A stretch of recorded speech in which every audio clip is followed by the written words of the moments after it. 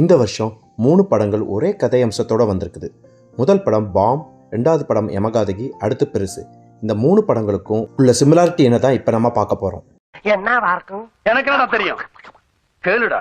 இந்த 3 படங்கள்லையும் அவங்க வீட்டில் ஒரு ஆள் இறந்துருவாங்க.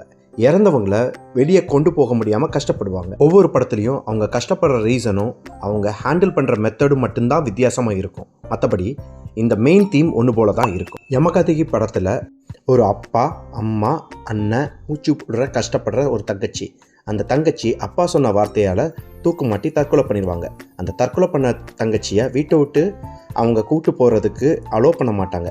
அதுக்கான காரணம் என்னன்னு தான் இந்த படத்துடைய பெரிய ட்விஸ்ட். 3 படங்களில் இந்த படம் தான் ரொம்ப சீரியஸாகவும் ரொம்ப த்ரில்லிங்காகவும் இருக்கும். இந்த படத்துடைய ஸ்க்ரீன் பிளேயை இன்னும் கொஞ்சம் பெட்டர் பண்ணியிருந்தா சூப்பரான படமாக வந்திருக்கும்.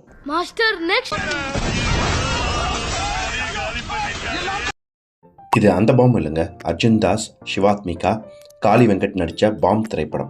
பக்கத்தில் இருக்கிற 2 ஊருக்கு சண்டை நடக்கும். அந்த 2 ஊரில் ஒரு ஊரில் இருக்கிற காளி வெங்கட் அந்த 2 ஊரையும் சேர்க்க போராடுவார். இன்னும் இறந்து போகிற காளி வெங்கட்டுக்கு பாம் வந்துக்கிட்டே இருக்கும்.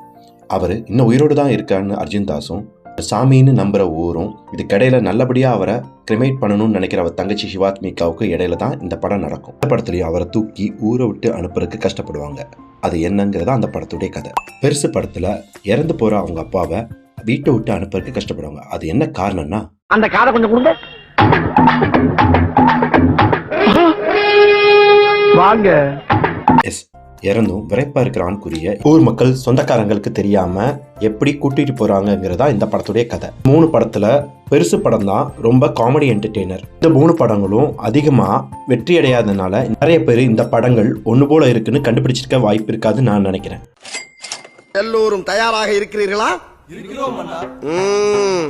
அதே மாதிரி 1999 பூவெல்லாம் கெட்டுப்பார் மற்றும் ஜோடி 2 படங்களோட பேசிக் கதையும் ஒன்று போல தான் இருக்கும். ஹீரோ வீட்டுக்கு ஹீரோயினும் ஹீரோயின் வீட்டுக்கு ஹீரோவும் போய் அவங்க பேரண்ட்ஸை கன்வின்ஸ் பண்றது தான் 2 படத்துடைய பேசிக் கதையா இருக்கும். பூவெல்லாம் கெட்டுப்பார் டைரக்ட் பண்ணி காமெடியா கொண்டு போயிருப்பார். ஜோடி படம் பிரவீன் கான் டைரக்ட் பண்ணியிருப்பார். 2 படங்கள்ல ஜோடி மிகப்பெரிய ஹிட் மற்றும் பாடல்கள்லாம் அதுல சூப்பரா இருக்கும். மாதிரி 2003 வந்த 2 படம் எனக்கு 20 உனக்கு 18, ஜே இந்த 2 படங்களும் ஒரே கதை. ஹீரோ ஹீரோயினை லவ் பண்ணுவாங்க, ஒரு இடத்துல பார்ப்பாங்க.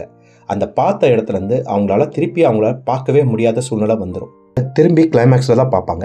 இந்த 2 படங்கள்லையுமே பாடல்கள் ரொம்ப அருமையா இருக்கும். எனக்கு 20 உனக்கு 18 படத்துல காமெடி நல்லா இருக்கும். பட் ஜே படம் தான் 2 படங்கள்ல ஹிட்டான மூவி.